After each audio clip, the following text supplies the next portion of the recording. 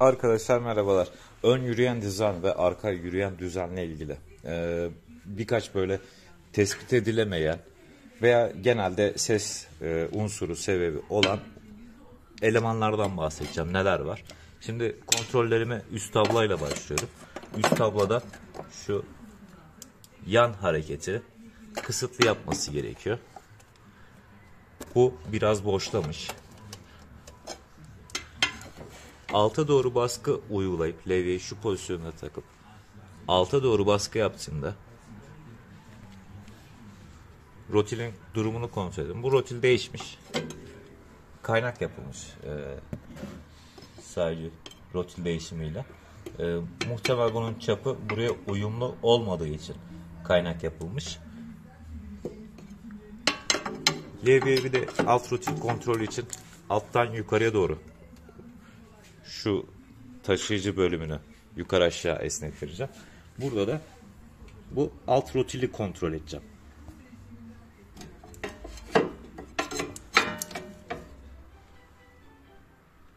Alt rotil sağlam, hareketi yok.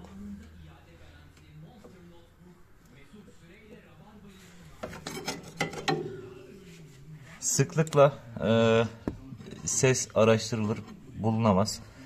Şu gösterdiğim bu parça amortisör kule tablası, üst taraf. Bu kırılıyor. Kırılınca bir boşluk yapıyor. Ve lastikler de kötü olduğu için artık sesleri, darbeleri, minik darbeleri ememiyor. Ve bu küçük hızlarla bu kırıldığı zaman çarpma yapıyor ve bir boşluk sesi alınıyor. Bulunamayan unsurlardan bir tanesi bu. Şu parça kırık olduğu için ses yapar. Amortisör minik hareketleri önce burası emer. Sonrasında şok darbelerini amortisörün kendisi emer. O var. Bir diğeri tabla burçlarımız. Tabla burçlarını kontrol ediyoruz. Böyle yırtıklar olabiliyor.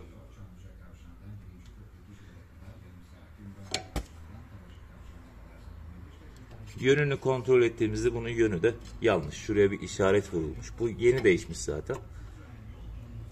Işığı bir çeksene buraya doğru. Kameranın arkasında kalsın. Bu işareti yanlış vurmuşlar.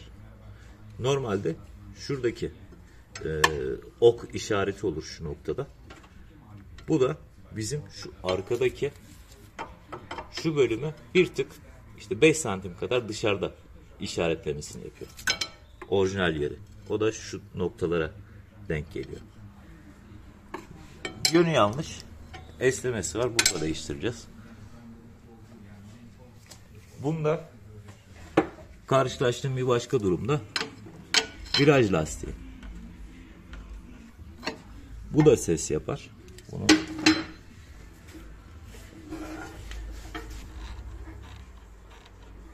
şu boşluğu görüyorsunuz.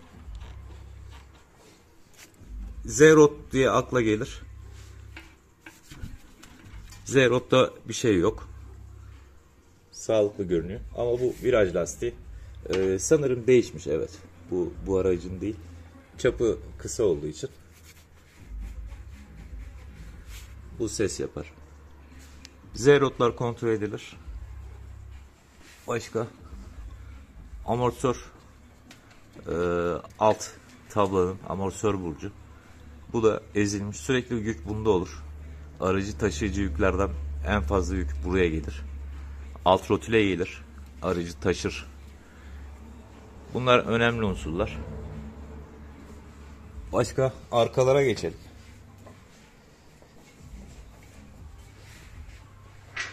Arka teker takılı olduğunu varsayalım. Bir uzun ara kol geçsene. Arkada ise bu denge kollarımız var. Bu denge kollarında bu rotil kısmı bozuluyor. Yaş itibariyle normaldir. Birçok araçta bu denk geliyor bana. Arka denge kollarında bizim tekerler içe doğru bükülük vaziyetinde görüyoruz. Bükülmüş vaziyette görüyoruz. Yani teker dümdüz durmak yerine üst taraf biraz daha içeride kalıyor. araç yere bastığında. Onun da sebebi bizim şu şase bölümümüz. Işığı tam şu arkadan tut. Veya ışığı tutma. Daha net görünüyor. Kapat. Heh. Bu şase bölümüne bağlantı kurduğu yer burası. İçe doğru biraz bükme yapıyor. Normalde bunu düzeltmek için işte şaseciye götürün, burayı çektirin, biraz dışarıya gelsin, teker düz görünür. Bunun yerine burada ayarlı denge kollarımız var. Kamber ayarı yapılabiliyor. Arkada rot ayarı var mıdır? Evet, var. Rot ayarını şu cıvata sayesinde yapar rotlar. Bunun da tekeri içe dışa doğru ayar kısmını burada şu kol sayesinde içeriden oradan yapıyorlar. Şunu göstereceğim.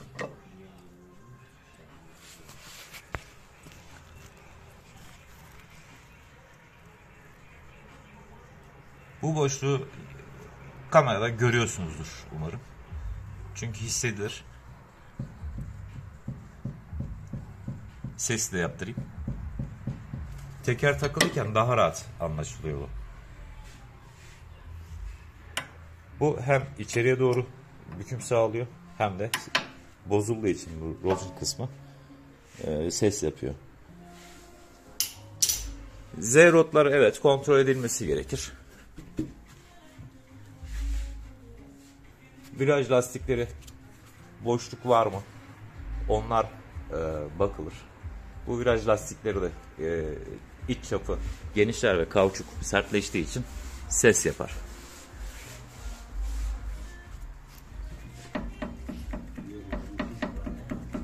Ses duyuluyor sanırım. Bu Z-rot bozulmuş. Z-rot değişecek burada. Yine aynı şekilde burada da denge kolu bozuk.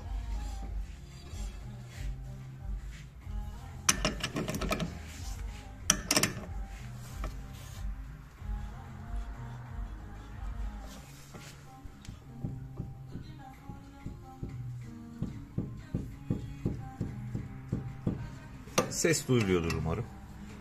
Arada boşluk yapıyor. Sarsıntıyla kamera belki yakalayamadı. Bu var. Bir de bu tekerde koryanın bozuk olduğunu fark ettik. Teker takılıyken sağ sol yönü çok küçük bir boşluk olduğunu ve uğultu yaptığını zaten şikayette belirtmişti.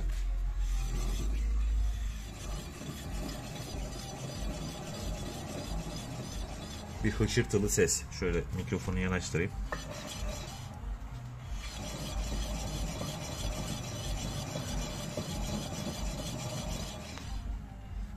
Ses gelmiştir umarım.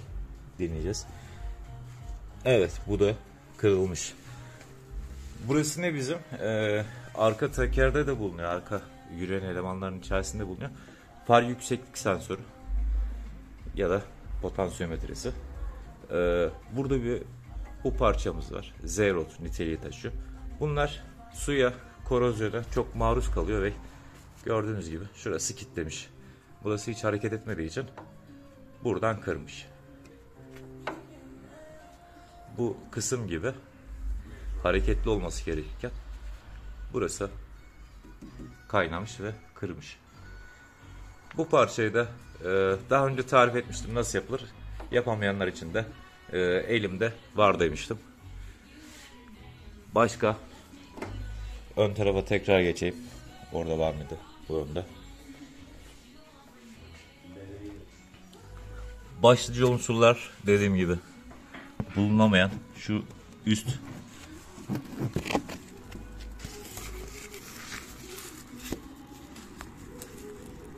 böyle bir tas gibi bir şey düşünün, küçük minik. Şu lastiği tutuyor. Lastiğin şeyini görüyorsunuz. Boşluk yaptığını görebiliyor mu? Bakıyorum. Şöyle daha net. Şu lastik artık ezilmiş. Şey versene levyeyi.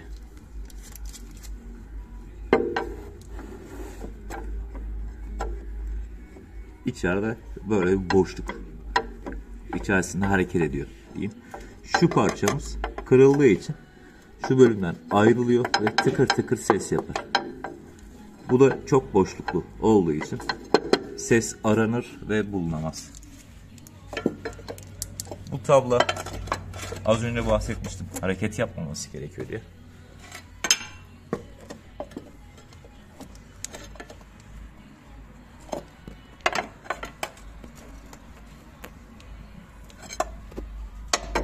Burçlar gitmiş. İleri geri çok bağımsız hareket ediyor.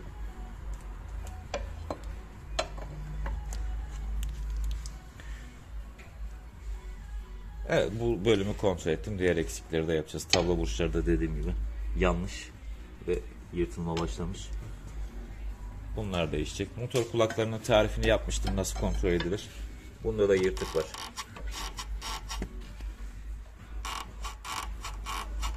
Ayrılmış burada. Evet, yürüyen elemanların kontrolleri, sıklıkla karşılaşılan ses unsurları, bozulan elemanlar kabaca böyle. Daha detaylı, daha fazla bir bozuk araçta yakalarsak onları size aktarırım. Görüşmek üzere arkadaşlar. İyi forumlar, hoşça kalın.